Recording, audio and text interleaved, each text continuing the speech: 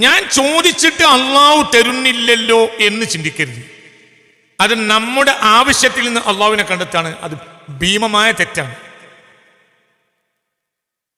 ഞാൻ പറഞ്ഞിട്ടും എത്ര കേണിട്ടും എൻ്റെ രോഗം മാറുന്നില്ലല്ലോ എന്ന് ചിന്തിക്കരുത്.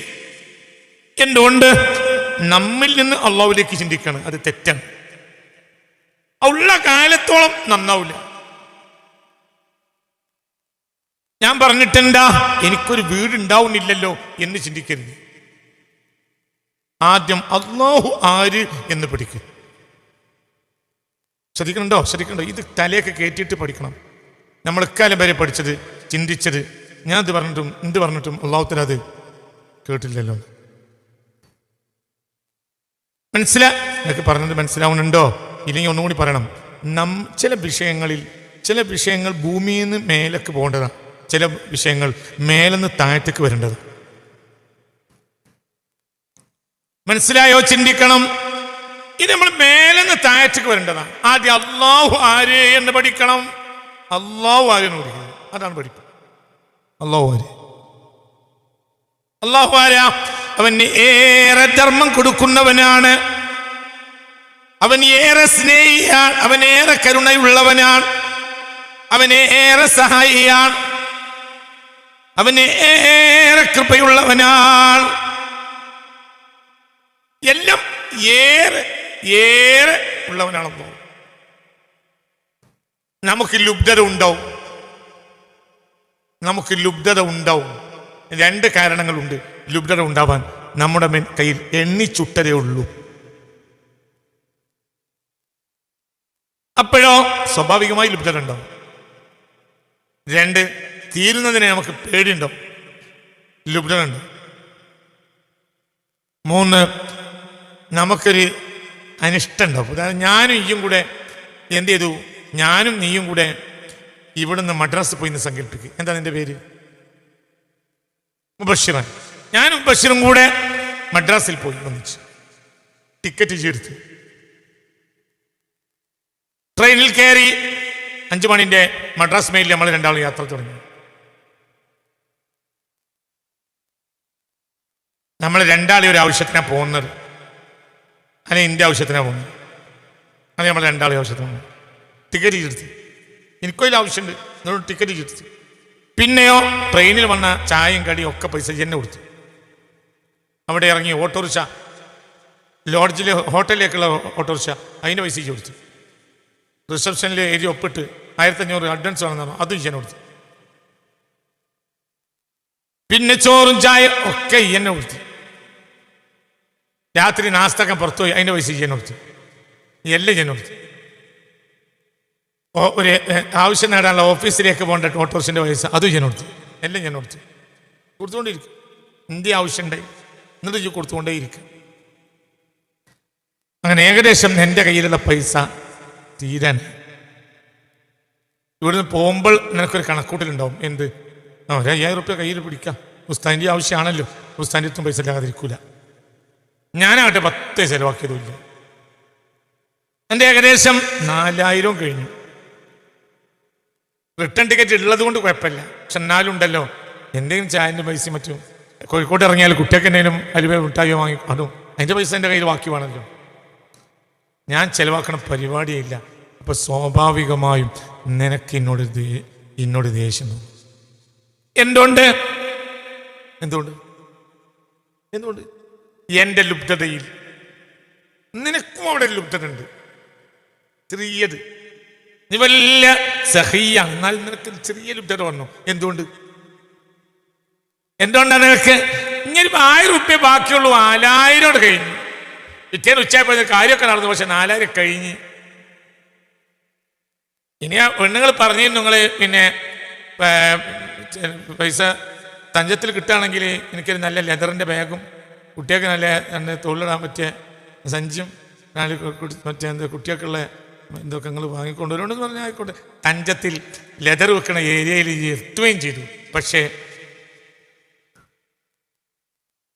നിനക്ക് പൈസ ഇല്ല. 2-4 ലെതറിൻ്റെ ബാഗ് എടുത്ത് നോക്കിയാൽ അതിന് 1-2,000 റുപ്യ കൊടുക്കണം. അതിനൊക്കെ നിനക്ക് കഴിയായിരുന്നു. പക്ഷെ എൻ്റെ ലുബ്ധത കാരണം എൻ്റെ പൈസ കഴിഞ്ഞു.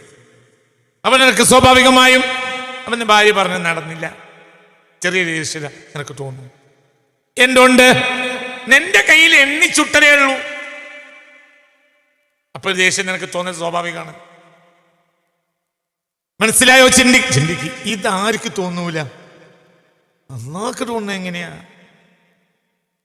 وَإِن مِّن شَيْءٍ إِلَّا عِندَنَا خَزَائِنُهُ وَمَا نُنَزِّلُهُ إِلَّا بِقَدَرٍ مَّعْلُومٍ وَإِن مِّن شَيْءٍ إِلَّا عِندَنَا خَزَائِنُهُ.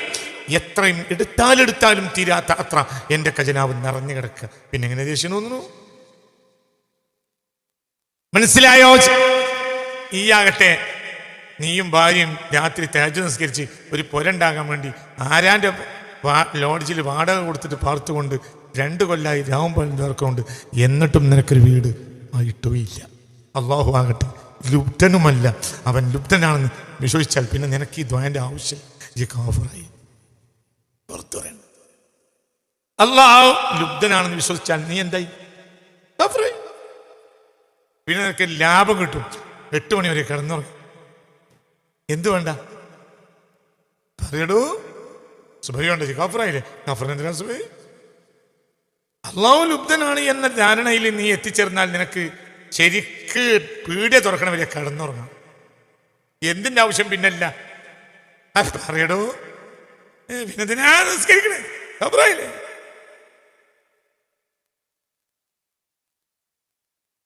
يا بني يذهبوا فتحسسوا من يوسف واخيه ولا تيأسوا من روح الله إنه لا ييأس من روح الله إلا القوم الكافرون. يا بني മക്കളെ اذهبوا നിങ്ങൾ പോവുക. ഫതഹസ്സസു മിൻ യൂസുഫ വഅഖീ യൂസുഫിനെയും ബിന്യാമിനെയും നിങ്ങൾ ശ്രദ്ധിച്ച് ആഴത്തിൽ പഠിച്ചാലോചിക്കുക. എവിടെ ഉണ്ടാവും. അപ്പോഴേത്തിന് യൂസുഫ് അലൈഹിസ്സലാത്തു വസ്സലാം നാട് നഷ്ടപ്പെട്ടിട്ട് 40 കൊല്ലം കഴിഞ്ഞിട്ടുണ്ട്. എന്നിട്ട് യാക്കൂബ് നബി പറഞ്ഞു, അന്വേഷിക്കുക കുട്ടികളെ, അന്വേഷിക്കുക. സൂറത്ത് യൂസുഫിലുണ്ട് ആയത്ത്. അപ്പോഴത്തിന് യൂസുഫ് അലൈഹിസ്സലാത്തു വസ്സലാം നഷ്ടപ്പെട്ടിട്ട് എത്ര കൊല്ലായി? 40 കൊല്ലായി. 40 കൊല്ലം കഴിഞ്ഞു. يا بني يذهبوا فتحسسوا من يوسف واخيه ولا تيأسوا من روح الله إنه لا ييأس من روح الله إلا القوم الكافرون. അള്ളാഹുവിന്റെ റഹ്മത്തിനെ തൊട്ട് നിങ്ങൾ ആശ മുറിയരുത്. ഇന്നഹു ലാ യയഅസു മിൻ റൗഹില്ലാഹി ഇല്ലൽ ഖൗമുൽ കാഫിറൂൻ. കാഫിറുകളല്ലാതെ അള്ളാഹുവിന്റെ റഹ്മത്തിനെ തൊട്ട് ആശ മുറിയുകയില്ല. എന്താണ് അവിടെ കാഫിർ എന്ന് പറയാൻ കാരണം? ഇമാം റാസി തങ്ങൾ തഫ്സീറുൽ കബീറിൽ ഈ ആയത്തിന് വ്യാഖ്യാനം പറയുന്നുണ്ട്. എന്തുണ്ട്? അള്ളാഹുവിന്റെ റഹ്മത്തിനെ തൊട്ട് ആശ മുറിയുന്നവൻ ആരായിരിക്കും? കാഫിറായിരിക്കും. എന്തുകൊണ്ടാണ് അങ്ങനെ ഇവിടെ കാഫിർ എന്ന് പറയാൻ കാരണം? ഇവിടെ ഇമാം റാസി റളിയല്ലാഹു അൻഹു തഫ്സീറുൽ കബീറിന്റെ വ്യാഖ്യാനം പറയും. ഒരാൾ അള്ളാഹുവിന്റെ റഹ്മത്തിനെ തൊട്ട് ആശ മുറിയണമെങ്കിൽ എന്തറിയണം? 3 ഒരു വിശ്വാസം അയാൾ പുലർത്തണം. അതെന്തൊക്കെയാ? 1, ഒരാൾ അള്ളാഹുവിന്റെ റഹ്മത്തിനെ തൊട്ട് ആശ മുറിയണമെങ്കിൽ അയാൾക്ക് 3 ഒരു വിശ്വാസം ഉണ്ടാവും. 1, ഞാൻ ഈ കഷ്ടപ്പെടുന്നത് അള്ളാഹു അറിയുന്നില്ല എന്ന വിശ്വാസം. അങ്ങനെ വിശ്വസിച്ചാൽ അള്ളാഹുവിനെ ജഹലിലേക്ക് ചേർത്തു, അപ്പോൾ കാഫിറായി. അള്ളാഹു കാക്കട്ടെ. അള്ളാഹുവിന്റെ കാര്യം അറിയുന്നില്ല എന്ന് വിശ്വസിച്ചാൽ കാഫിർ. 2, അള്ളാഹു അറിയുന്നുണ്ട്, പക്ഷേ എന്റെ കാര്യത്തിൽ ഒന്നും ചെയ്യാൻ അള്ളാഹുവിന് കഴിയുകയില്ല എന്ന് വിശ്വസിക്കണം. അപ്പോൾ അള്ളാഹുവിനെ അജ്സിലേക്ക് ചേർത്തു, അപ്പോഴും കാഫിറായി. ഒരാൾ അള്ളാഹുവിനെ തൊട്ട് ആശ മുറിയണമെങ്കിൽ അവന് 3-4 വിശ്വാസം ഉണ്ടാകണം, എപ്പോഴും ഉണ്ടാകണം. ഒരാൾ അള്ളാഹിന്റെ റഹ്മത്തിനെ തൊട്ട് ആശ മുറിയണമെങ്കിൽ പറയും, മറക്കരുത്, ഭയങ്കര ഒരു ചിന്താഗതിയാണ്, മറക്കരുത്. ഒരാൾക്ക് അള്ളാഹിന്റെ റഹ്മത്തിനെ തൊട്ട് ആശ മുറിയണമെങ്കിൽ 3 ഒരു ചിന്താഗതി അയാൾക്ക് വേണം. 1, ഞാനീ കഷ്ടപ്പെടുന്ന വിവരം അള്ളാഹു അറിയുന്നില്ല. അള്ളാഹു അറിയുന്നില്ല എന്ന് വിശ്വസിച്ചാൽ കഫർ, അള്ളാഹു കാക്കട്ടെ. 2, അള്ളാഹു അറിയുന്നുണ്ട്, പക്ഷെ അള്ളാഹ്ക്ക് ഒന്നും ചെയ്യാൻ കഴിയില്ല, അപ്പോൾ അള്ളാഹ് അശക്തിയിലേക്ക് ചേർത്തു, കഫറായി. 3, അള്ളാഹു അറിയുന്നുമുണ്ട്, അള്ളാഹുവിന് ചെയ്യാൻ കഴിയുകയും ചെയ്യും, പക്ഷെ പക്ഷെ അള്ളാഹു ചെയ്യൂല. അള്ളാഹു ഒരു ലുബ്ധൻ. അപ്പോൾ അള്ളാഹ് ബുഖിലേക്ക് ചേർത്തു. അപ്പോഴും ഗഫറായി. മനസ്സിലായോ? ചിന്തിക്ക്. വീട് ആവശ്യമുള്ളവർ ഈ കൂട്ടത്തിലുണ്ട്. വീടിന് വേണ്ടി ദ്വാരക്കുന്നുണ്ട്, വീടയച്ചില്ല. രോഗം മാറേണ്ടവർ ഈ കൂട്ടത്തിലുണ്ട്. രോഗം മാറാൻ വേണ്ടി കൊല്ലങ്ങൾ ദ്വാരക്കുന്നുണ്ട്, രോഗം മാറിയിട്ടില്ല. നന്നാവേണ്ടവർ ഈ കൂട്ടത്തിലുണ്ട്. കുട്ടികൾ നന്നാൻ വേണ്ടി ദ്വാരക്കുന്നുണ്ട് കൊല്ലക്കണക്കിനായിട്ട്. ഇപ്പോഴും കുട്ടികൾ നന്നായി കാണുന്നില്ല.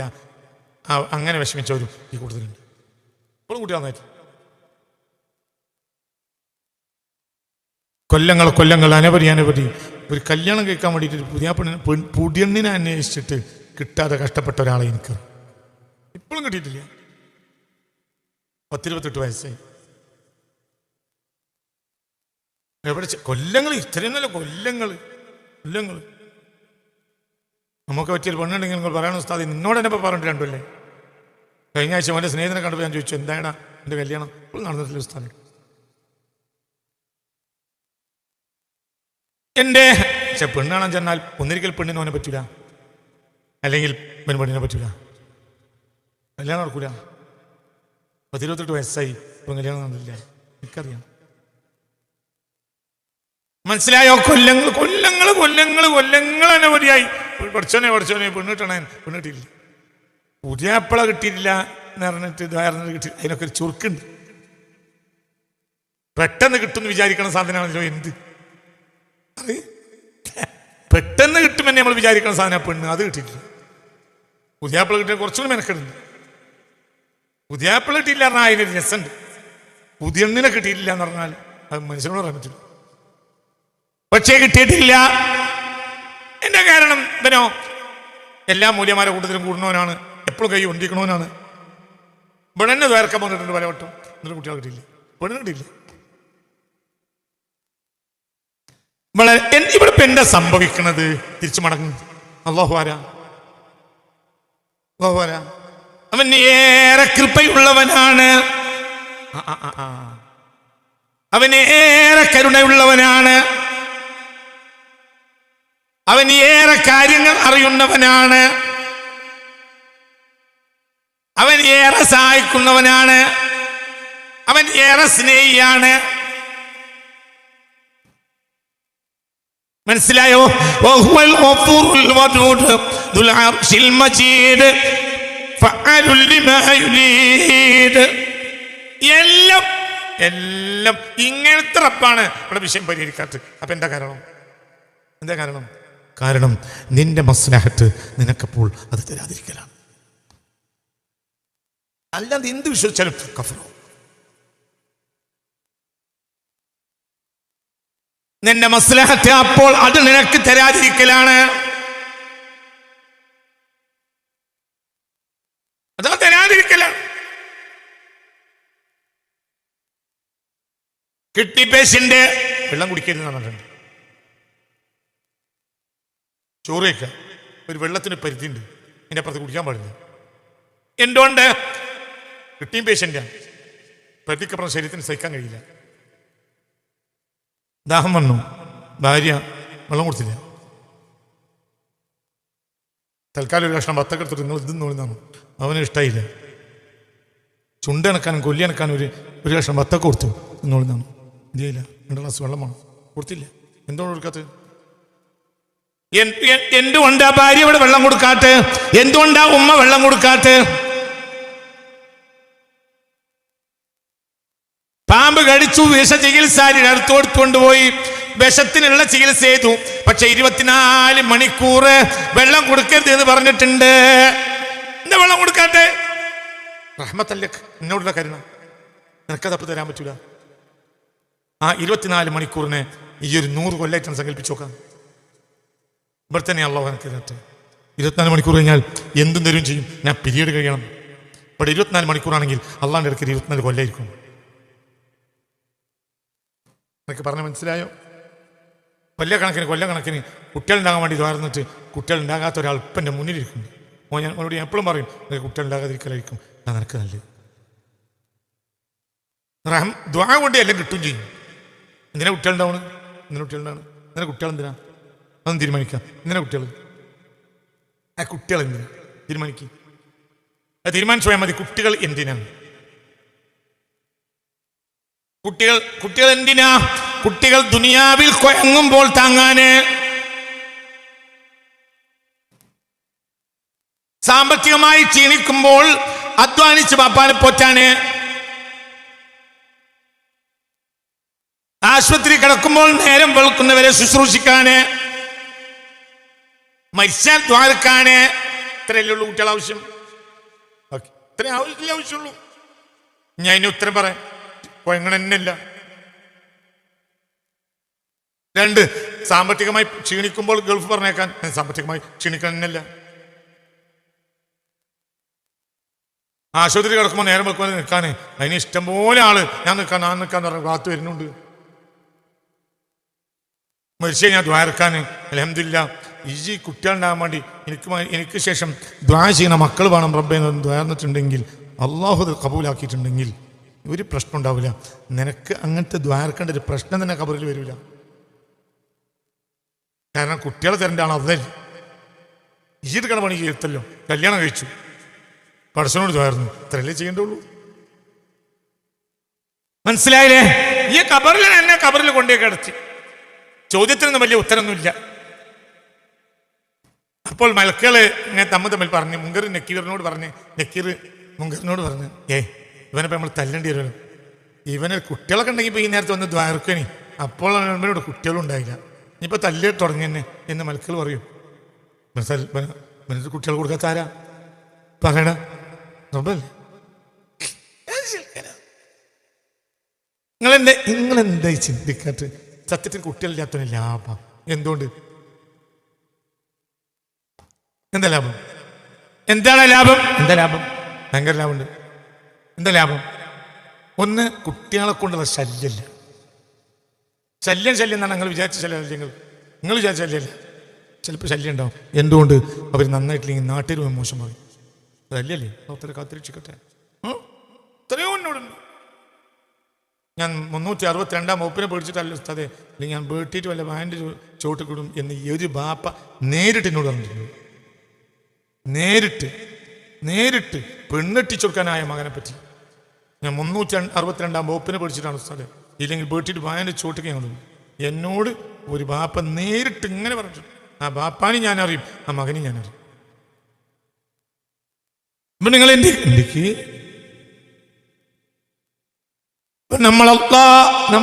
നമുക്കൊരു സുഖം കിട്ടാതെയാകുമ്പോഴത്തേക്ക് നമ്മൾ അള്ളാനെ ചിത്രം ഇപ്പം കാഫറാവും. അള്ളാഹു കാത്തിരക്ഷിക്കട്ടെ. നമ്മൾ എന്താ ചിന്തിക്കേണ്ടത്? നമ്മളെ റബ്ബ് സ്നേഹമില്ലാത്തവനല്ല, നമ്മൾ സ്നേഹമില്ലാത്തവനാണ്. അവൻ ഏറെ പൊറുക്കുന്നവനും ഏറെ സ്നേഹമാണ്. അവന്റെ പേര് വദൂദ് എന്ന. ഗഫൂർ, അവൻ ഏറെ പൊറുക്കുന്നവനാണ്. വദൂദ്, ഏറെ സ്നേഹിയാണ്. നമ്മളോ പൊറുക്കൂല, ആരും പൊറുക്കൂല. 25 കൊല്ലം മുമ്പ് തെറ്റ് ചെയ്തിട്ടുണ്ടെങ്കിൽ, എൻ്റെ നാട്ടിലൊരു 25 കൊല്ലം മുമ്പ് തെറ്റ് ചെയ്തിട്ടുണ്ടെങ്കിൽ, 25 കൊല്ലം മുമ്പ് തെറ്റ് ചെയ്തിട്ടുണ്ടെങ്കിൽ, അള്ളാഹിനോട് പറഞ്ഞിട്ടുണ്ടെങ്കിൽ അള്ളാഹ് മാപ്പാക്കണം പറഞ്ഞ് അള്ളാഹു തന്നെ എത്ര വട്ടം മാപ്പ് വെക്കുകയും അതെൻ്റെ ലിസ്റ്റിൽ നിന്ന് ഒഴിവാക്കാൻ മലക്കളോട് പറയുകയും എൻ്റെ ലിസ്റ്റിൽ ഉണ്ടാകുന്നില്ല. എൻ്റെ ഫയൽ തന്നെ അള്ളാഹ് വലിച്ചു. മനസ്സിലായില്ല? ഇവിടെ വിട്ടല്ല, അവിടെ വലിക്കും. എന്ത് വലിക്കും പറയണ? എവിടെ വലിക്കും? ഫയൽ വലിക്കും. ഫയലെന്നെ വലിക്കും. അതേ സമയത്ത് ഈ കൊല്ലം എൻ്റെ നാട്ടിൽ പഞ്ചായത്ത് തെരഞ്ഞെടുപ്പിൽ മത്സരിക്കാൻ തീരുമാനിച്ചിട്ടുണ്ടെങ്കിൽ അള്ളാഹ് ഒഴിവാക്കി, മലക്കുകൾ ഒഴിവാക്കി, റിക്കാർഡൊന്നും ഒഴിവാക്കി, എല്ലാം ഒഴിവാക്കിയിട്ടുണ്ടെങ്കിൽ 25 കൊല്ലം പണ്ട് ഇങ്ങനെ കുഴങ്ങിപ്പോയപ്പോൾ അയൽവാസിയുടെ ഒരു പൂളൻ്റെ 2 കഷ്ണം വേര് മാന്തി രുചിയും കുട്ടികളും കൂടി കറി വെച്ചിട്ടുണ്ട് എങ്കിൽ അള്ളാഹിനോട് പറഞ്ഞു, പഠിച്ചവനെ മാപ്പാക്കണം, പട്ടിണി കിടന്നുകൊണ്ട്. മൽപ്പനോടും പറഞ്ഞു, റബ്ബേ എനിക്ക് ഞാനും എൻ്റെ 2 കഷ്ണം പൂളെടുത്തിട്ടുണ്ട്, അതിന് അവനോട് ചെത്തി എന്നു ഇതാ 10-50 റുപ്യ പൈസ ആയി, ഇതാ നിങ്ങൾ 2 കഷ്ണം പൂള ഞാൻ എടുത്തിട്ടുണ്ട്. അയാളും വിട്ടു, അത് കുഞ്ഞുമേമതെ അതൊക്കെ എടുത്തുകൂടെ, അതൊന്നും സാരമില്ല. പക്ഷേ നാട്ടുകാരത് ഒഴിവാക്കൂല. പഞ്ചായത്ത് വിചാരിക്കും നാട്ടുകാരൊക്കെ പറഞ്ഞ് ഒഴിവാക്കിയിട്ടുണ്ട്, നാട്ടുകാർ ഒഴിവാക്കൂല. കൊല്ലത്തെ പഞ്ചായത്ത് തെരഞ്ഞെടുപ്പിനെ നിൽക്കാൻ തീരുമാനിച്ചാൽ നാട്ടുകാർ പ്രസംഗിക്കും. ഇവനെ എങ്ങനെ നമ്മൾ പഞ്ചായത്ത് ഏൽപ്പിക്കും? അവൻ തൊട്ടടുത്ത അയൽവാസിയുടെ കൂടെ വരെ കെട്ടവൻ. മനസ്സിലേ? എത്രയാ എന്റെ നാട്ടുകാർ ഓർക്കൂല, അപ്പൊ നീ ആരല്ല, ഞാൻ ആരല്ല? 730 കോടി ജനങ്ങൾ. വദൂദല്ല, സ്നേഹിയല്ല, ഗഫൂറല്ല, പൊറുക്കണോരല്ല. വെറുതെ പറയാ പൊറുക്കണോരാണ്, പൊറുക്കണോരല്ല. യൂസുഫ് നബി അലൈഹി സ്വലാത്തു വസ്സലാമിന്റെ അനുജൻ ബിന്യാമീന്റെ ചാക്കും കെട്ടിൽ നിന്ന് രാജാവിന്റെ സ്വർണത്തിന്റെ അളവ് പാത്രം കിട്ടിയപ്പോൾ ബാക്കിയുള്ള ഏട്ടന്മാർ പറഞ്ഞു, ഇവൻ കെട്ടിന് വലിയ ദോഷം, കുഴപ്പമൊന്നുമില്ല. പിന്നെ ഇവന്റെ ഒരു ഏട്ടനുണ്ടായിരുന്നു, അവൻ പെരുങ്കള്ളനായിട്ട് ഞങ്ങൾ ഒഴിവാക്കിയതാ. മനസ്സിലായില്ല ആരോടെ പറയണേ? മനസ്സിലായില്ല. ബിന്യാമീന്റെ ഉമ്മയും മറ്റവരമ്മയും രണ്ടാ, വേറെ മക്കളതാ 10 മക്കള്. ബിന്യാമീനും യൂസുഫ് നബിയും വേറെ അലൈഹി സ്വലാത്തു വസ്സലാം വേറെ മാക്കുമാണ്. അങ്ങനെ ഉണ്ടായി യൂസുഫ് നബി പിന്നെ ബിന്യാമി മരിച്ചപ്പോൾ ഉമ്മ മരിച്ചു, ബിന്യാമിൻ ജനിച്ചപ്പോൾ ഉമ്മ മരിച്ചു. അങ്ങനെ രണ്ടും ഒരു ഉമ്മാക്കാണ്, മറ്റേ 10 വേറെ ഉമ്മാക്ക. ഇവർ തമ്മിൽ എപ്പോഴും പ്രശ്നമാണ്. ഇത് രണ്ട് ചെറിയ കുട്ടികളാണ്. അങ്ങനെ അവർ യൂസുഫ് നബിയെ കുദന്തത്തിൽ ഒഴിവാക്കി. പിന്നെ 10-40 കൊല്ലം കഴിഞ്ഞിട്ട് ഒരു പരീക്ഷണത്തിൽ എന്തായി എന്നറിയോ? നിങ്ങൾക്കറിയാലോ സംഭവം എന്തായി? ചാക്കങ്കെട്ടിന്റെ ഉള്ളിൽ നിന്ന്, ബിന്യാമിന്റെ ചാക്കങ്കെട്ടിന്റെ ഉള്ളിൽ നിന്ന് രാജാവിന്റെ അളവുപാത്രം പിടിച്ചു. അപ്പോൾ തൊട്ടടുത്ത് നിൽക്കുക പരിശോധകനായ ഏറ്റവും വലിയ നേതാവ് ആര്? യൂസുഫ് നബി. രാജസ്ഥാനത്ത്, രാജാവല്ലെങ്കിൽ രാജസ്ഥാനത്ത് സയ്യിദുനാ യൂസുഫ് അലൈഹിസ്സലാം. മനസ്സിലായില്ലേ? അപ്പൊ ഇവർ പറഞ്ഞു, രാജാവേ സാരല്ല, ഇവൻ കട്ടിന് ഞങ്ങൾക്ക് അത്ഭുതമല്ല, ഇവന്റെ റിക്കാക്കണ്ടായിരുന്നു പെരുങ്കള്ളൻ. അത് ഞങ്ങളമ്മാക്കുള്ളതല്ല, വേറെ അമ്മാക്ക. ഇത് പറ്റൊരു കള്ളത്തിൽ ഇവർ കള്ളത്തിമാക്കുണ്ടായ ഇവൻ കട്ടിന് ഞങ്ങൾക്ക് അത്ഭുതം തോന്നുന്നില്ല. ഞങ്ങൾക്ക് അത്ഭുതം ഉണ്ടോ രാജാവേ? ഞങ്ങൾക്ക് അത്ഭുതമല്ല, എന്തുകൊണ്ട് ഇവന്റെ അക്കാക്ക പെരുങ്കളനായിട്ട് ഞങ്ങൾ ഒഴിവാക്കിയതാണ്. ആരോടാ പറയണേ? യൂസുഫ് നബിയോട്. അപ്പൊ എത്ര കൊല്ലം കഴിഞ്ഞ്? 40 കൊല്ലം. സംഭവം ഒന്നുമില്ല, പച്ച നുണ പറയാം. പണ്ടേ പറഞ്ഞുണ്ടാക്കിയത് നുണ എപ്പോഴും പറഞ്ഞിട്ടില്ല. യൂസുഫ് നബിയുടെ മേൽ പണ്ടൊരു നുണ ഉണ്ടാക്കിയത് അവര്. എന്ത്? ഇളയമാന്റെ വീട്ടിൽ നിന്ന് കട്ടെടുത്തു. മനസ്സിലായ? പച്ച നുണയാ. അവരെന്നെ ബാപ്പാന്റെ അടുത്ത് നുണ പറയാൻ വേണ്ടി ഉണ്ടാക്കിയ നുണയാണ്. ഇളയമാന്റെ വീട്ടിൽ നിന്ന് കട്ടെടുത്തു. അവരുണ്ടാക്കിയ നുണ പോലും അവരിപ്പോഴും മറന്നിട്ടില്ല. 40 കൊല്ലം കേട്ടും അതേ കളവന്നെ പറയാം.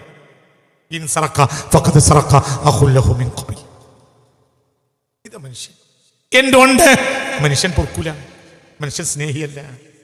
അല്ലാഹു വഹുവൽ ഗഫൂറുൽ വദൂദ്, അവൻ ഏറെ പൊറുക്കുന്നവനാണ്, ഏറെ സ്നേഹിയാണ്. അപ്പൊ എന്നോട് എന്റെ റബ്ബിനുള്ള സ്നേഹം എനിക്കുണ്ടാവില്ല. ഇപ്പൊ കയ്യും കാലും ഈ അവയവങ്ങളൊക്കെ നമ്മളതാ നമ്മൾ വിചാരിക്കുന്നു. ഒരവസരത്തിലെത്തിയാൽ ഈ കയ്യും കാലും നമുക്കെതിരെ പറയും. اليوم نختم على أفواههم وتكلمنا أيديهم وتشهد أرجلهم. ഒരു ദിവസമുണ്ട്, അന്ന് വായിന് സീൽ വെക്കും, അന്ന് കൈകൾ സംസാരിക്കും, കാലുകൾ സാക്ഷിയാവും. മനസ്സിലായോ പറഞ്ഞത്? ഞാനും പോറ്റി വളർത്തുന്ന കയ്യും കാലും നമുക്കെതിരായി സംസാരിക്കും. ആര് പറയും? അള്ളാഹു പറയില്ല. അല്ലാഹു ഗഫർതു ലക, ഞാൻ നിനക്ക് മാപ്പാക്കി എന്ന് പറയും. മനസ്സിലായില്ലേ? ചിന്തിക്കുക. ഇങ്ങനത്തെ റബ്ബിൽ നിന്ന് നമ്മൾക്കൊരു താമസം ഉണ്ടായാൽ നമുക്കിതിൽ ഖൈറില്ല എന്നാണ് നമ്മൾ വിചാരിക്കുന്നത്. നമുക്ക് ഖൈറില്ല, അതിൽ നമുക്കൊരു ഖൈറുണ്ടാവില്ല. മനസ്സിലായോ? ചിന്തിക്കണം. അതിന് ഞാനൊരു ഉദാഹരണം പറഞ്ഞാൽ, ഒരുത്തൻ നാട്ടിൽ ബാപ്പാന്റെ കൂടെ ഒരു കച്ചവടം ഉണ്ട്, ഒരു മകന്. എളാപ്പാൻ്റെയും മൂത്താപ്പാൻ്റെയും മക്കളൊക്കെ ഗൾഫ് പോയപ്പോൾ ഈ മകനും ഗൾഫ് പോകാൻ കൂടി. അപ്പോൾ ബാപ്പ പറഞ്ഞു, പോണ്ട കുഞ്ഞുമാനെ, ഇവിടെ തന്നെ എൻ്റെ കൂടെ നിന്നോ, എന്നെക്കാൾ നിനക്ക് ഇവിടെ ഉണ്ടാക്കാം. പല വട്ടം പറഞ്ഞിട്ടും ബാപ്പ പറഞ്ഞു മകൻ കേട്ടില്ല. എന്തോ വിസടിച്ചത് പോയി. അതുകൊണ്ട് ഈ കച്ചവടത്തിൽ ബാപ്പാക്ക് തൽക്കാലം വേറൊരു ബംഗാളിയെ കൂട്ടേണ്ടി വന്നു. ബാപ്പാൻ്റെ മശക്കത്ത് അങ്ങനെ ഒരു ഭാഗത്ത് അതങ്ങനെ. രണ്ടാമത്തെ ഇവൻ പോയി. ഇവൻ അവിടെ പണി തുടങ്ങി 6 മാസം കഴിഞ്ഞില്ല. അപ്പോഴത്തെ നിരന്തരമായി ഒരു വിളിച്ച്, ഞാൻ പോരുകയാണ്. പോരാൻ ഞാൻ അവിടെ പറ്റൂല. കൊണ്ടുപോയ കമ്പനിക്ക് 2 ലക്ഷം രൂപ കൊടുക്കണം. അതും ഇനി ബാപ്പാനെ കൊണ്ടുപോകുന്ന ആൾ ചവിട്ടിക്കും. ബാപ്പ 2 ലക്ഷം അയക്കണം, എനിക്ക് ഇവിടുന്ന് പോരണം. 2 ലക്ഷം കമ്പനിയും കൊടുക്കണം, എൻ്റെ പുറമെ സ്വയം ടിക്കറ്റ് കൊടുക്കണം. മനസ്സിലായോ? ഇത് നേരത്തെ അറിയുന്ന ആളാണ് ആര്? ബാപ്പ. അതുകൊണ്ട് പോകരുത് പറഞ്ഞു.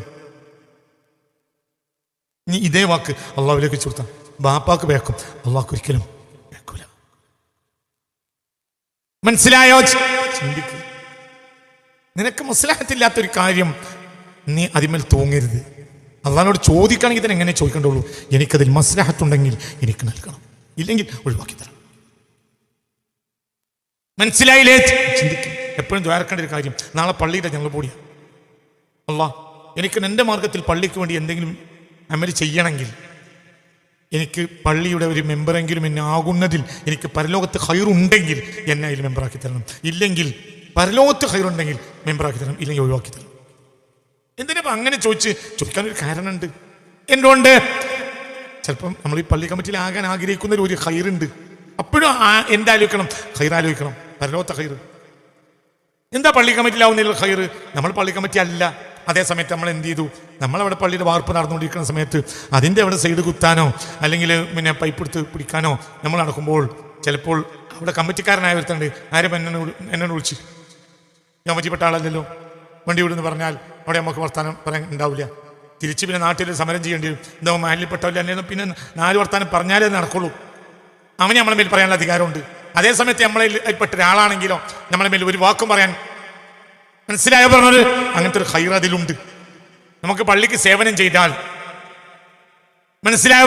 ഇങ്ങനെ കുട്ടികളെ രാവിലെ പള്ളിയിലെ ക്യാൻറ്റീനിലെ കുട്ടികളെ ദർസിലെ കുട്ടികളെ ഭക്ഷണം നോക്കുമ്പോൾ കറി നന്നായിട്ടില്ല. അപ്പോൾ കറി ഉണ്ടാക്കിയവനെ 2 വർത്താനം പറഞ്ഞ് കടയിൽ പോയിട്ട് സാധനം വാങ്ങിക്കൊണ്ടെന്ന് അതുകൊണ്ട് കറി ഉണ്ടാക്കി. ഇതൊക്കെ കമ്മിറ്റിക്കാരനാണെങ്കിൽ ബാക്കിയുള്ളവർ നന്നായി ചെയ്ത് നന്നായി പറയുള്ളൂ. ഇല്ലെങ്കിൽ അത് കമ്മിറ്റിക്കാർക്ക് മോശമാണല്ലോ, പിന്നെ അവൻ ആക്ഷേപിക്കുകയുള്ളൂ. അപ്പോൾ കമ്മിറ്റി ആവുന്നതിൽ ഖൈറുണ്ട്. പക്ഷെ അപ്പം തന്നെ ദുആ ഇറക്കണം. എന്ത് ദുആ ചെയ്യണം? എന്ത് ദുആ ചെയ്യണം? റബ്ബേ എനിക്ക് പരലോകത്തതിൽ ഖൈറുണ്ടെങ്കിൽ എന്നെ ആക്കി തരണം, ഇല്ലെങ്കിൽ ആക്കി തരരുത്. എന്തുകൊണ്ട്? പരലോകത്ത് എന്താണ് അവസ്ഥ എന്ന് നമുക്കറിയാൻ കഴിയില്ല. എന്നെ അത് ചെയ്തു തരണമെന്ന് പറയേ ചെയ്യരുത്. മദ്രസത്തുൻ നിളാമിയയിൽ 25-ാമത്തെ വയസ്സിൽ പ്രിൻസിപ്പളാണ് മഹാനായ അബു ഹാമിദ് അൽ ഗസാലി. 25-ാമത്തെ വയസ്സിൽ 1000 കൊല്ലം മുമ്പ് മദ്രസത്തുൻ നിളാമിയയിൽ, നിളാമിയ മദ്രസ പറഞ്ഞാൽ യൂണിവേഴ്സിറ്റിയാണ്. നിങ്ങൾ വിചാരിച്ച മദ്രസയല്ല, ലോകം കണ്ട് മഹാപണ്ഡിതന്മാരുടെ സ്ഥാപനമാണ്. ഏത്? മദ്രസത്തുൻ നിളാമിയ. റസൂലുള്ളാഹി അലൈഹി പോലത്തെ മഹാന്മാർ സ്ഥാപനം മദ്രസത്തുൻ നിളാമിയ.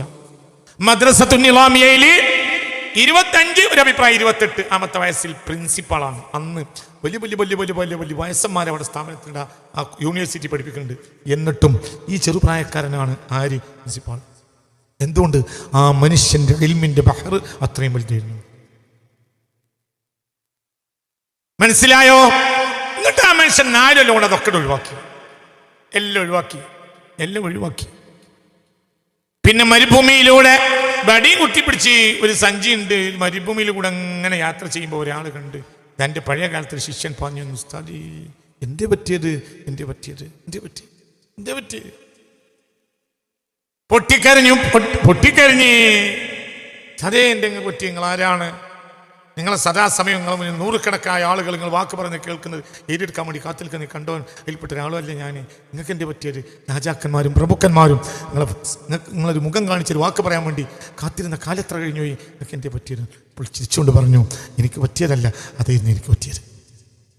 ആ അബദ്ധത്തിൽ ഞാൻ രക്ഷപ്പെട്ടു, അതിൻ്റെ ആഹ്റം തടയും എന്ന് ഞാൻ വിചാരിച്ചു. ഇപ്പം എന്നെ പറ്റി ചിരിക്കാൻ വേണ്ടി കരയല്ല, ഞാൻ സന്തോഷത്തിലാണ്. അക്കാലത്ത് ഞാൻ അഹങ്കാരിയാണ്. അക്കാലത്ത് ഞാൻ ദുനിയാവിൻ്റെ പാരിതോഷികങ്ങൾ സ്വീകരിച്ച് കൊഴിഞ്ഞോന. എൻ്റെ ഭാര്യയുടെ കഴുത്തിലും കാതിലുമെല്ലാം രാജാക്കന്മാരും വലിയ പ്രഭുക്കളും മന്ത്രിമാരും കൊടുക്കുന്ന പാരിതോഷികങ്ങൾ കൊണ്ട് കഴുത്ത് തൂങ്ങിയിരുന്നു. അതിന് മാത്രം ആഭരണം ഉണ്ടായി. അപ്പം അതൊക്കെ ഒഴിവാക്കി. ഇപ്പം ഞാനും എൻ്റെ റബ്ബും എൻ്റെ ഭാര്യയും മാത്രമേ ഉള്ളൂ. ഒരു പ്രശ്നമില്ല. കുറച്ച് പെൺകുട്ടികളും ഒരു ബേജാറില്ല. അത് മനസ്സിലായില്ലേ? ചിന്തിക്കണം. അപ്പോൾ ഷെയ്ഖിന് മസ്ലഹത്ത് ഇതാണെന്ന് ഷെയ്ഖ് മനസ്സിലാക്കി. മറ്റേ ദുനിയാവിൽ വലിയ ആളായി മുഫ്തിയായി നടക്കാൻ പരലോകം നടന്നു പോകും. നിങ്ങൾക്ക് പറഞ്ഞത് മനസ്സിലായോ? നമ്മൾ ആഗ്രഹിക്കുന്നതായിക്കോളണം എന്നില്ല പരലോകത്തിന്റെ ഗുണം. അള്ളാഹു നമ്മെ പരലോകത്തേക്ക് ബിൽഡ് ചെയ്തിരിക്കും. മനസ്സിലായി? ചിന്തിക്ക് പരലോകത്തേക്ക് നന്നാക്കി എടുക്കണം. മസ്ലഹത്ത്, ആബിദിന്റെ മസ്ലഹത്ത് അള്ളാഹുവിനല്ലാതെ അറിയുകയില്ല. അപ്പോൾ നമ്മൾ വളരെയേറെ ഈ പറയുന്ന കാര്യങ്ങൾ ചിന്തിക്കണം. നമ്മളെ വിഷയത്തെ നമ്മളിൽ നിന്ന് വായിക്കരുത്, അള്ളാഹുവിൽ നിന്ന് വായിക്കണം. മനസ്സിലായോ?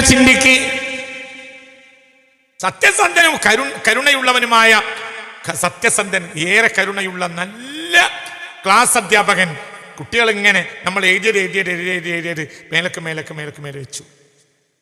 ഓരോന്നും മാർക്ക് കൊടുത്തു.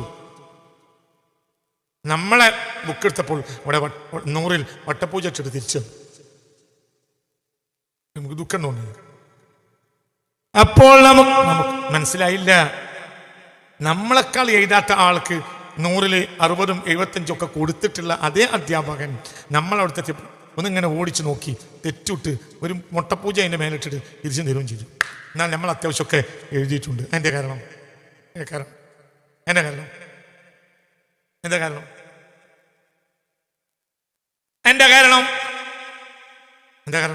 ഞാൻ പറയാം. എല്ലാം കൂടി പറഞ്ഞ സ്ഥിതിക്ക് ബാക്കി ഞാൻ തന്നെ പറയാനുള്ള കാരണം എന്താ ഉണ്ടെങ്കിൽ പറയാൻ കാരണം എന്താ?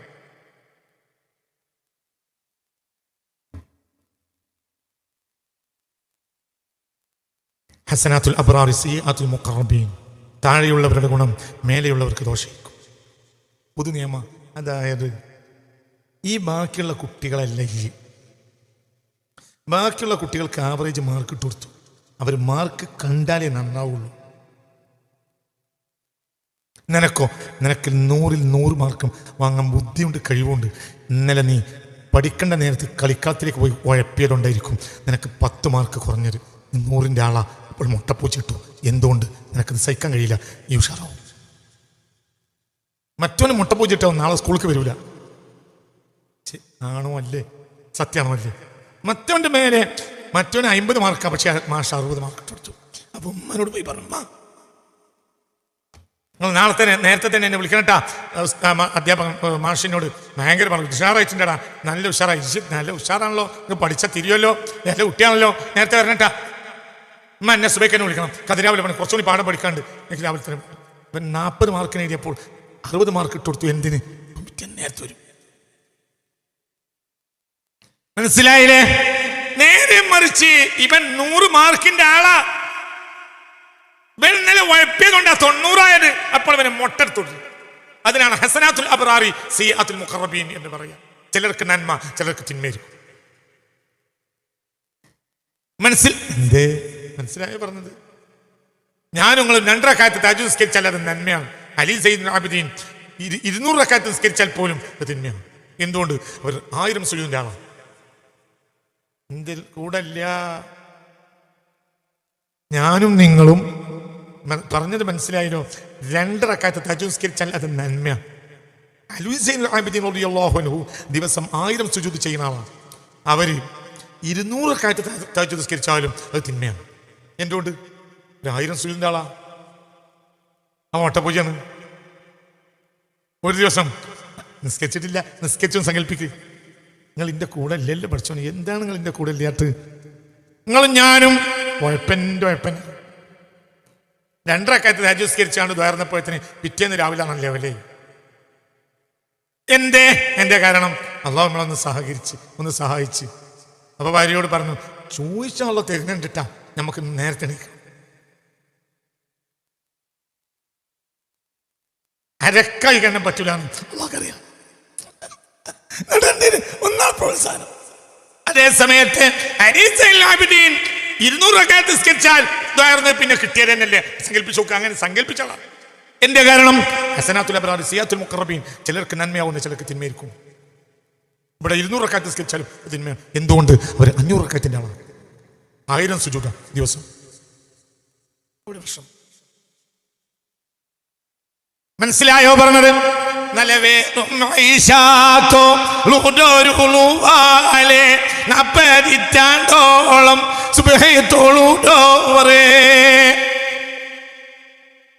ഞാനും രാത്രി 2 മണിക്ക് എണീറ്റ് 4 മണി വരെ എന്ത് ചെയ്തു? ഒന്ന് തഹജ്ജുദ് നിസ്കരിച്ച് ദ്വാരന്നാൽ വലിയ അത്ഭുതമാണ്. 2 മണി മുതൽ 4 മണി വരെ തഹജ്ജുദ് നിസ്കരിച്ച് ദ്വാരക്കണ ആളാണ്. അപ്പൊ നമ്മൾ 8 മണിക്കൂർ ഉറങ്ങണതിനിടയിൽ 2 മണിക്കൂർ എണീറ്റ് തഹജ്ജുദ് നിസ്കരിച്ചാൽ മഹാ അത്ഭുതം. നമ്മളെ പറ്റി നാട്ടിലാകെ പാട്ടവും. ഒരു രാത്രി ഇരുട്ടിൽ 2-ന്റെയും 4-ന്റെയും അടിയിൽ 2 മണിക്കൂർ തഹജ്ജുദ് കഴിക്കും. ഭയങ്കര. നമ്മൾ 6 മണിക്കൂർ ഉറങ്ങിയിട്ടുണ്ട്, അതാരും പറയില്ല. 2 തഹജ്ജുദ് നിസ്കരിച്ചാൽ അത് വലിയ. മുഹീദ്ദീൻ ശൈഖ് റളിയല്ലാഹു അൻഹു 10 മിനിറ്റ് ഉറങ്ങിയാൽ അത് മോശം. എന്തുകൊണ്ട് നലവേറും ഐഷ തൊഴുതുരുതുവാലെ 40 ഇറ്റാളോളം സുബൈത്തുള്ളൂ. അതിൻ്റെ ഇടയിൽ ഏതെങ്കിലും ഒരു ദിവസത്തെ രാത്രി ഞാലിന്നെ ഷേഖ് പറഞ്ഞു, അന്ന് ഞാൻ ഷേഖിൻ്റെ കൂടെ ഉണ്ടായിരുന്നു. ആ ഷേഖ് അന്ന് 10 മിനിറ്റ് ഉറങ്ങുന്നതായി ഞാൻ കണ്ടിട്ടുണ്ടായിരുന്നു. അതവരെ റിമാർക്കാണ്. ഒരു 8 മണിക്കൂർ മനസ്സിലായില്ല. അവർ 24 മണിക്കൂറിൽ 10 മിനിറ്റ് ഉറങ്ങിയാൽ റിമാർക്കാണ്. നമ്മൾ മനസ്സിലായില്ല, നമ്മൾ 10 മിനിറ്റ് തഹജ്ജുദ് നിസ്കരിച്ചാൽ റിമാർക്കാണ്. എന്തേ നമ്മളെ അരക്കൈ കോച്ചില്ല, എല്ലാത്തിനും പറ്റുന്നതാണ്. നിങ്ങൾ എൻ്റെ കൂടെ ഉണ്ടാ ഇങ്ങനെ വായിക്കും. എന്തേ നമ്മൾ ചോദിക്കണ കാര്യം റബ്ബ് തരാറ്റണ്ട. അപ്പുറത്തും ചോദിച്ചു, അങ്ങനെ കൊടുത്തു. എന്തേ അള്ളാഹുവിന് മുഖറമാകാൻ അള്ളാഹു നമ്മളെ തീരുമാനിച്ചിട്ടുണ്ട്. കൂട്ടി കൂട്ടി കയറ്റം കൊണ്ടുപോകണം, പരിശോധിക്കണം. മനസ്സിലായോ? നമ്മൾ ചിന്തിക്കണം, വളരെ ചിന്തിക്ക്. ഒരു കുട്ടി ഒരു പാഠം പഠിച്ചാൽ ആ ഒരു കുട്ടിക്ക് മാർക്ക് കിട്ടിയാൽ എന്താണ് അത്? നന്മയാണ്, വലിയ കാര്യമാണ്. അതേ സമയത്ത് സമുന്നതനായ ഒരു കുട്ടിയോ നൈസാപൂരിലേക്ക് പഠിക്കാൻ പോയിട്ട് ഗസാലി ഇമാം തിരിച്ചു വരിക. 3 കൊല്ലം നൈസാപൂരിൽ പഠിച്ചു. ഗസാലി ഇമാം തിരിച്ചു വരിക. മരുഭൂമിയിൽ യാത്ര ചെയ്യുമ്പോൾ കൊള്ളക്കാർ കൂടി ഒരു കൈതപ്പുറച്ച് നേരച്ച് കെട്ടുണ്ടായി, കിതാബും കെട്ട്. കൊള്ളക്കാർ അത് അടിച്ചു മാറ്റി. അതുകൊണ്ട് കൊള്ളക്കാര് കിതാബ് കൊള്ളയില്. അപ്പോൾ പറഞ്ഞു, എൻ്റെ കയ്യിൽ വൈച്ചലവുള്ള പൈസ ഒക്കെ ഇതെടുത്തോളി, കിതാബ് തരണം. അതിൻ്റെ 3 കൊല്ലത്തെ ഇൽമാണ്. കൊള്ളത്തലവന്റെ കാല് പിടിച്ച്, അതിൻ്റെ 3 കൊല്ലത്തെ ഇൽമാണ്. ഞാൻ എൻ്റെ കിതാബ് 3 കൊല്ലത്തെ ഇൽമാണെന്നാണ്. എന്താ, ഞാനും നൈസാപൂരിലേക്ക് എഴുതിയെടുക്കാൻ വേണ്ടി പോയതാ. ഞാൻ കഷ്ടപ്പെട്ട് എൻ്റെ ഉസ്താദിൻ്റെ അടുത്ത് പോയി എഴുതിയെടുത്ത എൻ്റെ 3 കൊല്ലത്തെ ഇൽമാണ്. അപ്പോൾ പറഞ്ഞു, കുട്ടിയെ, നിന്റെ 3 കൊല്ലത്തെ ഇൽമ് കൊള്ളക്കാരനായി ഞാൻ എടുത്താൽ നിന്റെ അടുത്ത് ഇപ്പം ഇൽമില്ലല്ലോ. ഇപ്പം എൻ്റെ 3 കൊല്ലത്തെ ഇൽമ പഠിച്ചു എന്ന് എങ്ങനെ പറയാം? ഒരു കൊള്ളക്കാരൻ എടുക്കുമ്പോഴത്തേന് തീരുകയാണെങ്കിൽ പിന്നെ ആലിമിൻ്റെ ഇൽമിന് വിലയുള്ളത് മനസ്സിലായില്ല. ഒരു കൊള്ളക്കാരൻ എടുത്തു കൊണ്ടുപോകാവുന്ന പാകത്തിലാണ് ഒരു ആലിമിന്റെ ഇൽമെങ്കിൽ അതിന് ഇൽമ എന്ന് പറയോ? അന്ന് മുതൽ എഴുത്ത് നിർത്തി. പിന്നെ മനപ്പാടം, പിന്നെ ജീവിതം മുഴുവൻ മനപ്പാടം. എന്നെ പഠിപ്പിച്ചത് കൊള്ളക്കാരനാണെന്ന് ഇമാം ഗസാലി. കൊള്ളക്കാരൻ ചോദിക്കുകയാണ്, എന്ത് നീ 3 വർഷം ഇൽമ പഠിച്ച് ഇൽമൊക്കെ ഇവിടെ എഴുതി വെച്ചെന്നാ പറയുന്നത്. അതിപ്പോൾ ഞാൻ കൊണ്ടുപോകുക. അപ്പം ഈ ഒരു 10 മിനിറ്റ് കൊണ്ട് കൊള്ളടിച്ച് കൊണ്ടുപോകുന്നതോടുകൂടെ നിന്റെ ഇൽമില്ലാതായല്ലോ. അപ്പം 3 കൊല്ലത്തെ നിന്റെ ഇൽമല്ലല്ലോ. നിനക്കിപ്പോൾ ഇൽമ, നീ ജാഹിലായില്ലേ? ഞാൻ കൊണ്ടുപോകൂടെ? ഒരു കൊള്ളക്കാരനെ കൊടുത്തോണ്ടാൻ പാവുന്ന പാകത്തിലാണ് ആലിമിന്റെ ഇൽമെങ്കിൽ അതിനെങ്ങനെ ഇൽമെന്ന് അറിയും? പഠിപ്പിച്ച ഉസ്താദിനേക്കാളും വലിയ തത്വചിന്തകനാണ് ആര്? കൊള്ളക്കാരൻ. അന്ന് ഗസാലി ഇമാം തീരുമാനിച്ചു, ഞാൻ എഴുതിയെടുക്കൂല. ഓക്കെ, അങ്ങനെ ലോകം കണ്ട ഹാഫിളായി അവരെ എഴുതിയെടുക്കുക. ഓക്കെ, പിന്നെ ജീവിതം മുഴുവൻ എഴുതിയെടുത്തില്ല. ഒക്കെ മനപ്പാടും. അപ്പോൾ അല്ലാഹു തആല ഇവിടെ കൊള്ളക്കാരനെ കൊണ്ട് പഠിപ്പിച്ച എന്തിന്? നിങ്ങൾ എന്റെ കൂടെ അല്ല. ഗസാലി ഇമാമിനെ കൊള്ളക്കാർ പിടിച്ചോന്ന് ആലോചിച്ച് നോക്കാം. ഇത്രയും വലിയൊരു മഹാനെ ലോകം കണ്ട 1000 കൊല്ലത്തിനിടയിൽ ഇങ്ങനത്തെ ഒരു മഹാൻ ലോകത്തില്ലാന്ന് എത്ര ഇമാമിങ്ങൾ പറഞ്ഞിട്ടുണ്ട്. ലോകം കണ്ട ഏറ്റവും വലിയ ഇമാമിങ്ങൾ ഒരാളാണ് ഇമാം ഗസാലി റളിയല്ലാഹു. 1000 കൊല്ലത്തിനിടയിൽ അങ്ങനത്തെ ഒരു മഹാൻ ലോകത്ത് വന്നിട്ടില്ല. ഈ മഹാന് രാവും പകലും അള്ളാഹിനോട് ദുആ ഇറക്കുന്ന മഹാനെ ആര് പിടിച്ചു? കൊള്ളക്കാർ പിടിച്ചില്ലേ? ഇത് ഖൈറോ ഷെറോ? എന്തൊരു ഉറക്കാണ് ഇത്! ഖൈറോ ഷെറോ? ഇത് ഖൈറാണോ ഷെറാണോ? കൊള്ളക്കാർ പിടിച്ച ഖൈറാണോ ഷെറാണോ? പറഞ്ഞിട്ടു ഖൈറല്ലാതെ എന്താ ഖൈറ്? ഖൈറെന്താ? പിന്നെ ആ മനുഷ്യൻ ജീവിതത്തിൽ എന്തെങ്കിലും വിവരം ഖൈറ് കിട്ടിയാൽ ഉടനെ എന്ത് ചെയ്യുക? മനപ്പാടാക്കാൻ. ഇവിടെ തന്നെ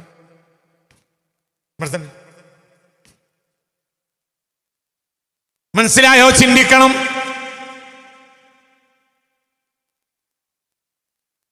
വലിയൊരു ആലിമുണ്ടായിരുന്നു. ആ ആലിമിന്റെ കുത്തുബ് ഖാന, ആ ആലിമിന്റെ കിതാബുകൾ വലിയ കഴിഞ്ഞ 20-ാം നൂറ്റാണ്ടിൽ മലബാറിലുള്ള ഒരു ആലിമാണ്, വലിയൊരു ആലിമാണ്.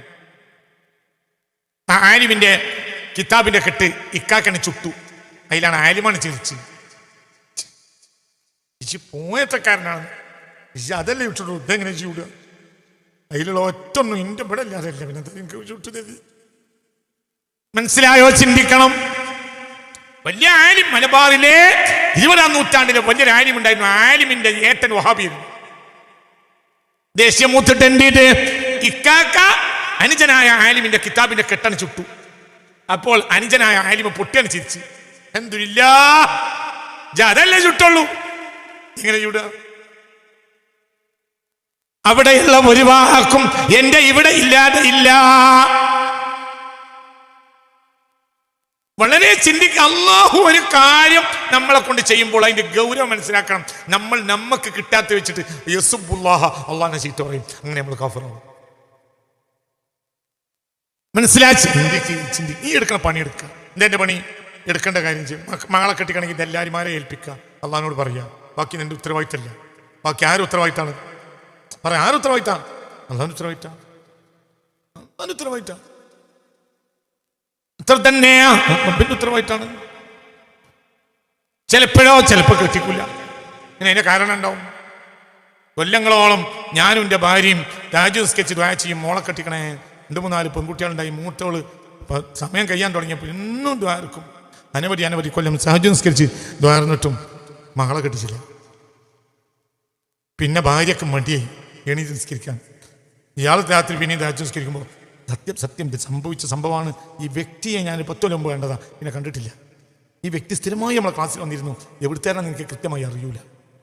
നിങ്ങളിരിക്കുന്നവരൊന്നും എവിടുത്തേരാന്ന് കൃത്യമായി എനിക്കറിയില്ല. ചെറിയ കുറച്ചാളുകളെ അറിയും, അത്രയും അറിയുള്ളൂ. സ്ഥിരമായി ക്ലാസ്സിന് വരും. ഇപ്പം അയാൾ വരുന്നില്ല, 8-10 കൊല്ലമായിട്ട് മരിച്ചിട്ടുണ്ടാവാമെന്നാണ് എൻ്റെ ഓർമ്മ. അങ്ങനെ മനസ്സിലാക്കണം. എവിടുന്ന് എനിക്കറിയില്ല. ഈ മനുഷ്യനെ എന്നോട് പറഞ്ഞു, ഉസ്താദേ എൻ്റെ ഭാര്യ നന്നാകാൻ ദ്വാരക്കണം. എന്ത് പറ്റി? സ്ഥിരമായി താജുദ് സ്കെച്ച് ദ്വാരക്കും. മകളെ കെട്ടിക്കണം. മകളെ കെട്ടിച്ചില്ല. അവസാനം ഭാര്യ അത് നിർത്തി. ഭാര്യ നിർത്തി എന്നല്ല, എല്ലാം നിർത്തി. താജുദ് എന്നല്ല, വേറെ നിർത്തി. അവള് പറയാൻ തുടങ്ങി, അള്ളാഹിനോട് പറഞ്ഞിട്ടൊന്നും കാര്യമില്ല. താജുദ് നിർത്തി, 5 വഖത്ത് നിസ്കാരവും നിർത്തി. ഈ സ്ത്രീ നിസ്കാരം നിർത്തിയ 6 മാസം കഴിഞ്ഞപ്പോൾ 1ാമത്തെ മകളെ റാഹത്തായി കെട്ടിച്ച്.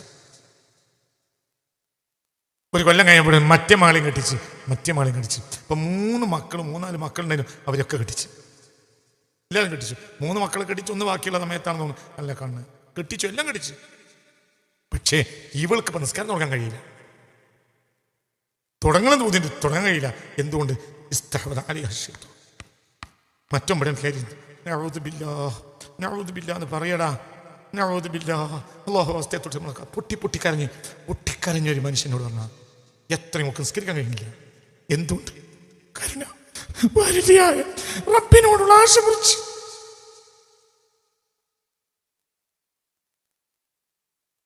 അതേ സമയത്ത് ആയുസ് മുഴുവൻ എന്തായിരുന്നിട്ടും മക്കളെ കെട്ടിച്ചില്ല.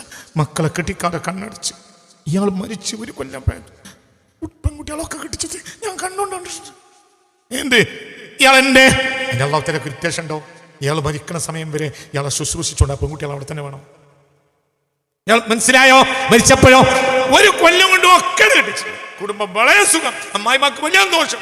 അമ്മായിമാനെ മരുമക്കള് ഏറ്റുകൊണ്ടെടുക്കുക. മരുമക്കൾ കൂടിയിട്ട് അമ്മായിമാനെ ഉമ്രക്കുറച്ചു. ഇപ്പൊ രാജകുമാരിയായിട്ട് ഓരോ മക്കളുടെ പെൺകുട്ടികൾ പിടിച്ചു വലിക്കുക. ഉമ്മ നമ്മളടുത്തേക്ക് വരും, ഉമ്മ നമ്മളോട് പാർത്തോളും. രാവും പകലും നിസ്കരിച്ച് ഇബാദത്ത് ചെയ്യുന്ന ആബിദത്തായ ഒരു ഉമ്മ. ആ ഉമ്മ ഒരു പരിയിലുണ്ടെങ്കിൽ ആ പരിയിൽ ബർക്കത്തുണ്ടാവും. അമ്മായിമ്മ ആ വീട്ടിൽ ബർക്കത്തുണ്ടാവുമല്ലേ? പറയണു നവനാണ് എന്റെ ധാരണയെങ്കിൽ അടുത്ത ആഴ്ച ക്ലാസ്സിന് വരുന്നത്. അമ്മായിമ്മയും അമ്മോശാക്കിയൊക്കെ സ്വന്തം ബാപ്പയാണ് ഉമ്മയാണെന്ന് മനസ്സിലാക്കാത്തൊരു എൻ്റെ ക്ലാസ്സിന് വരുന്നത്. ഞാൻ അവരൊക്കെ എൻ്റെ ബാപ്പയും എൻ്റെ ഉമ്മയായിട്ട് മനസ്സിലാക്കണവരാണ്. അള്ളാഹു നമുക്ക് തൗഫീഖ് തരട്ടെ. എന്റെ അവിടെ അനുഭവിച്ചു അള്ളാന്റെ പരീക്ഷനാണോ? അള്ളാന്റെ ഒരു സ്നേഹമാണത്.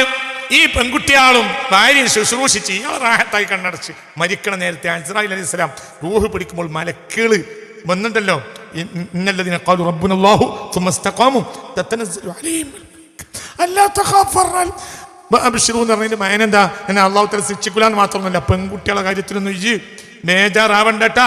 അവരൊക്കെ കാര്യം കൈകാര്യം ചെയ്യാൻ അള്ളാഹ് തീരുമാനിച്ചിട്ട് മലക്കൾ സന്തോഷിച്ച് കണ്ണടച്ചാളാം ചിരിപ്പിച്ചിട്ടായിരിക്കും ഇയാളെ മരിപ്പിച്ചിട്ടുണ്ടാകും. പുതിയാപ്പിള വരാനുള്ള പുതിയാപ്പിളാരെ മുഖം വരെ ഇയാളെ കണ്ണിന്റെ കണ്ണിൽ കാണിച്ചു കൊടുത്തിട്ടുണ്ടോ അല്ലേ? പറയടാ, അതൊക്കെ അള്ളാഹ് കസീറല്ലേ. വരാൻ പോകുന്ന പുതിയാപ്പിളെ ആര് കണ്ടിട്ടില്ല, ഇയാളെ കണ്ട് സന്തോഷിച്ച് കണ്ണടച്ച് ചിരിച്ചടക്കണ മാതിരിയ മരിച്ചപ്പോ. പിന്നെയോ 40 കഴിഞ്ഞപ്പോ 1 കെട്ടിച്ച്, പിന്നെ അടുത്തിനെ കെട്ടിച്ച്, ഒക്കെ കെട്ടിച്ച്. പിന്നെ റാഹത്ത് സന്തോഷം, എന്തോ സന്തോഷം. മരിക്കണവരെയോ കെട്ടിച്ചില്ല. എന്തേ? അള്ളാഹു ഇയാളെ മസ്ലഹത്ത ഉദ്ദേശം. എന്താ മസ്ലഹത്ത്? മസ്ലഹത്ത് ഇപ്പൊ കുട്ടികളെ കിട്ടിക്കണ്ട. മനസ്സിലായോ? എന്തൊക്കെ മസ്ലഹത്ത്, എന്തൊക്കെ മസ്ലഹത്ത് നിങ്ങൾക്ക് പറഞ്ഞ് മനസ്സിലാവുന്നുണ്ടോ? വളരെ ചിന്തിക്കണം. ചിന്തിക്ക്. കെട്ടാനുള്ള പുതിയാപ്പള, കെട്ടേണ്ട പെണ്ണ്, ജാവും പകൽ നേർന്നു. കെട്ടാൻ അള്ളാഹ് നിശ്ചയിച്ചു. ആലമിലറായി കെട്ടേണ്ട പെണ്ണും അള്ളാഹ് നിശ്ചയിച്ചു. മനസ്സിലായില്ലേ? പക്ഷേ പുതിയാപ്പളക്ക് ഗൾഫ് മതിയാക്കണമെന്ന പൂതി തോന്നിയിട്ടില്ല.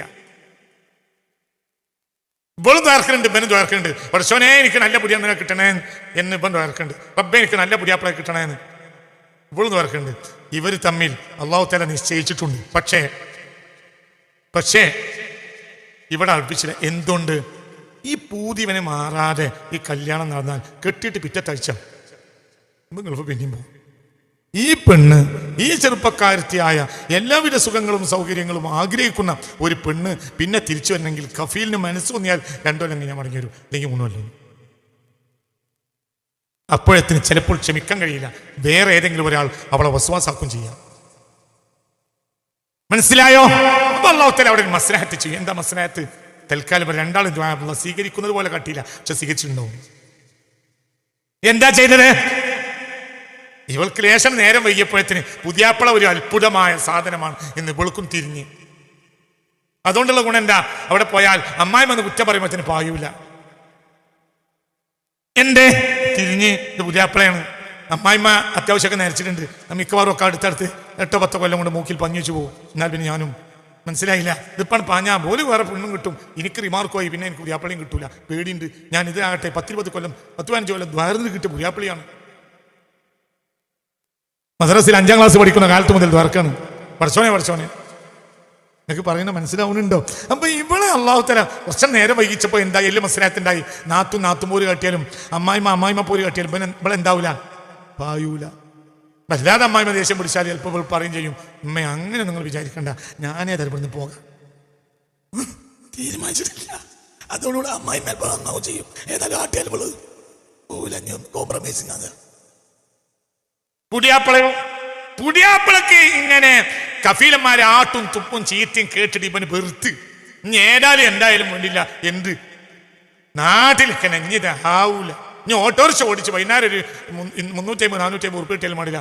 നാട്ടിൽ കിട്ടുന്ന പരിപാടി എനിക്ക് വേണ്ടില്ല. ഉമ്രക്ക് പോയി അവസാനം കൈബന്റെ കിരിസുവ പിടിച്ച് പൊട്ടിക്കരഞ്ഞാൽ ഞാൻ ഗൾഫിക്ക് പണിക്കില്ല പഠിച്ചോ എന്ന് പറഞ്ഞു പോകുന്നതാ. വന്നിട്ട് 3-ാം ദിവസം 4-ാം ദിവസം 4-ാം മാസം കല്യാണം നടന്നു. ഇപ്പൊ റാഹത്തായി. എന്താ റാഹത്ത്?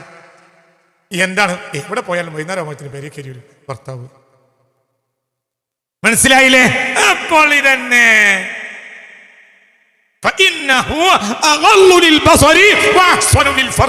എന്ന നിക്കാഹിന്റെ ലക്ഷ്യം ഇവിടെ പൂർത്തിയാക്കുക. എന്തുകൊണ്ട്? പുതിയാപ്പള വിട്ടുപോണില്ല. പുതിയാപ്പള ഒരു അത്ഭുതം. ദേഷ്യപ്പെട്ടാലും അവളൊന്നും മിണ്ടൂല. എന്തുകൊണ്ട്? ഞാൻ പൊട്ടി കരഞ്ഞു കിട്ടിയ മുതല. സത്യമാണോ അല്ലേ? അപ്പോൾ കുറച്ചു കാലം അള്ളാഹു ഇത് പിന്തിപ്പിച്ചതിന് പിന്നിലും നിനക്കും അവൾക്കും വേണ്ടിയുള്ള മസ്ലഹത്ത മനസ്സിലാക്കാതെ നമ്മൾ എന്ത് പറയും? അവൻ അള്ളാഹുവിനെ ചീത്ത പറയും. അള്ളാഹുവിൽ നമ്മെ പഠിക്കണം. നമ്മെ അങ്ങോട്ട് പിടിച്ചാൽ പോരാ. നമ്മൾ ആവശ്യത്തിന് അള്ളാഹിനെ പഠിക്കരുത്. അള്ളാഹുവിന്റെ മഹത്വത്തിൽ നിന്ന് നമ്മളെ പഠിക്കണം. പറഞ്ഞ് തിരിഞ്ഞോ ഇല്ലേ? പറയടോ തിരിഞ്ഞോ ഇല്ലേ? അവൻ ആരാ?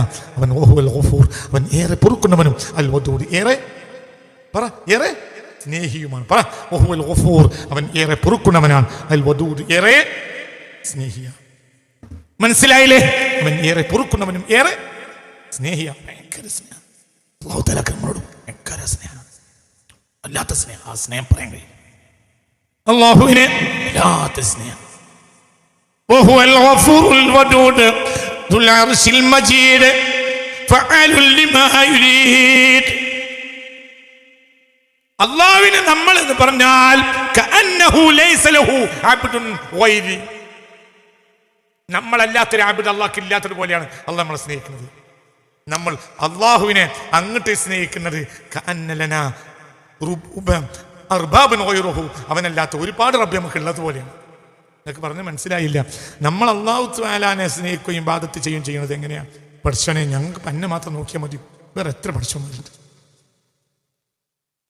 നമ്മൾ തിരിച്ചറിയേണ്ട. നമ്മളൊരു കാര്യം പറയുമ്പോൾ അല്ലാഹു തആലക്ക് എന്ത് പറയാം? ഈശ്വര ആൾ മാത്രമാണോ? എനിക്ക് 730 കൂടി ആളെ കാര്യം നോക്കണ്ടേ? നിങ്ങൾ ക്യൂവിൽ നിൽക്കി, ഞാൻ എന്നെ സൗകര്യത്തിന് ചെയ്തേ. അങ്ങനെ അള്ളാഹ് പറയുന്നുണ്ടോ? പറയുന്നുണ്ടോ? ഇല്ല. അള്ളാഹു നമ്മളെ സ്നേഹിക്കുന്നത് ഏതുപോലെയെന്ന് വെച്ചെങ്കിൽ അത് ആ സ്നേഹമാണ് സ്നേഹം. അതാണ് സ്നേഹം. ഉദാഹരണം പറയാം. ഒരാൾ സ്നേഹം എന്ന് പറഞ്ഞാൽ അത്ര അടുത്തതാണ് സ്നേഹം ഏറ്റവും ആഴത്തിലെത്തുക. ഉദാഹരണം പറയാം. കേരളത്തിലെ എല്ലാ സ്ഥാപനങ്ങളിലെ കുട്ടികളെയും ദാറുൽ ഖുർആനിലെ കുട്ടികളെയും ബീച്ചിൽ കൊണ്ടുപോകാൻ തീരുമാനിച്ചു നോക്കി. കേരളത്തിലെ എല്ലാ മതസ്ഥാപനങ്ങളിലെ കുട്ടികളെയും ദാറുൽ ഖുർആനിലെ കുട്ടികളെയും ബീച്ചിൽ കൊണ്ടുപോകാൻ തീരുമാനിച്ചു.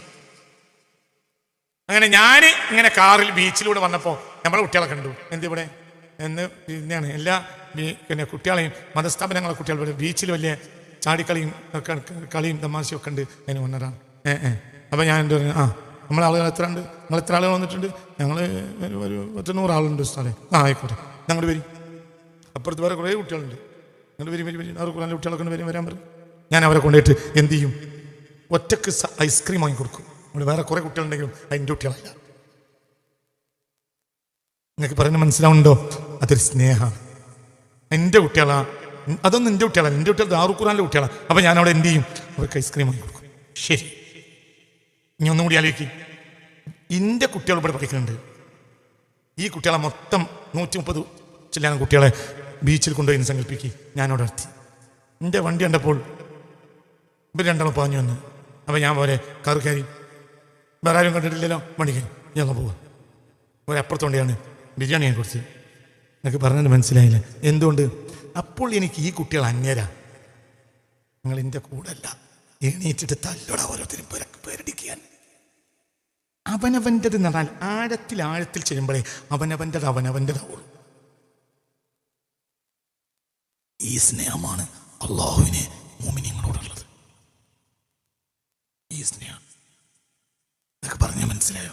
ഒരിക്കലും അള്ളാഹു വൃത്തിയാക്കൂല. ഇനി ചിലപ്പോൾ കുട്ടികളെ നമ്മളോട് ഐസ്ക്രീം എന്ന് പറഞ്ഞാൽ നമ്മളപ്പോൾ അത് വാങ്ങിക്കൊടുത്തോളന്നില്ല. അങ്ങനത്തെ ഒരു ഘട്ടം വരും.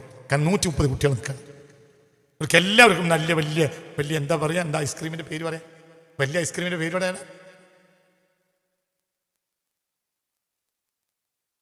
ഓണക്കുള്ള ഐസ്ക്രീമില്ലേ, ആർക്കറിയണതാണ്? അതെനിക്കും അറിയാം. ഞാൻ അതിനേക്കാളും വലിയ ഉണ്ടോന്ന് എത്തിട്ടാ ചോദിച്ചു. അതന്നെ ചോക്കോബാർ വേണം. കുട്ടികൾക്കും ചോക്കോബാർ വാങ്ങി കൊടുക്കാനുള്ള ഇതൊന്നും എനിക്കില്ല. അപ്പം ഞാനും ഉണ്ടാക്കിയടാ പോയി കളിച്ചോളുന്ന. എന്തുകൊണ്ട്? അപ്പോൾ അവരെ എനിക്ക് സ്നേഹമില്ലാത്തതുകൊണ്ടല്ല. അപ്പോൾ എനിക്കത് അവിടെ കൊടുക്കാനുള്ള മസ്ലഹത്തില്ല. പിന്നെ ഞാൻ എന്തും ചെയ്യും. സൗകര്യത്തിന് പിറ്റേന്ന് കുട്ടികളെ പേരിൽ നിൽക്കുമ്പോൾ വണ്ടി കരിക്കോളി ആർക്ക് ഐസ്ക്രീം ഉണ്ട് കാണിച്ചു കൊടുക്കുകയും ചെയ്യും. ഇന്നലെ സ്നേഹല്ലേ ഉണ്ട്, കൊടുക്കാനുള്ള മസ്ലഹത്ത് അവിടെ ഇല്ല. നിങ്ങൾ ഇതിൻ്റെ കൂടെ ഉണ്ടോ? ഇതാണ് ആരും നമ്മൾ ബന്ധം. അള്ളാഹുവിന് അവൻ്റെ ഇഷ്ടദാസന്മാരാണ് റഹ്മാനാണ് നമ്മൾ. ഒരിക്കലും പറഞ്ഞത് വെറുതെ ആക്കൂല. നിങ്ങൾ എന്ത് ചെയ്യണം, നമ്മൾ എന്ത് ചെയ്യണം? അള്ളാഹുമായുള്ള ബന്ധം ശക്തമായിരിക്കണം. മനസ്സിലായില്ലേ? ഇതാണ് നമ്മൾ പഠിക്കേണ്ടത്. നമ്മൾ അള്ളാഹുവിന് നമ്മെ വായിക്കണം, നമ്മിൽ നിന്ന് അള്ളാഹുവിനെ വായിക്കരുത്. ഇപ്പം നമ്മൾ വായിക്കണം വായന. നമ്മളെ രോഗം ഉണ്ടായിട്ട് അള്ളാഹ് മാറ്റി തന്നില്ലാണ്. നമ്മളെ കച്ചവടം ഇത്രയും കാലം പറഞ്ഞ അള്ളാഹ് ശരിയാക്കി തന്നില്ലാണ്. നമ്മൾ ഇത്രയും കാലം ചില കാര്യങ്ങൾ ഗൾഫ് പോകണമെന്നുണ്ട്, ഗൾഫിൽ എച്ചെന്നില്ലെന്നാണ്. നമ്മളെ ഹജ്ജിന് പറഞ്ഞിട്ട് അള്ളാഹു തആല ഹജ്ജിന് എത്തിക്കുന്നില്ല എന്നാണ്.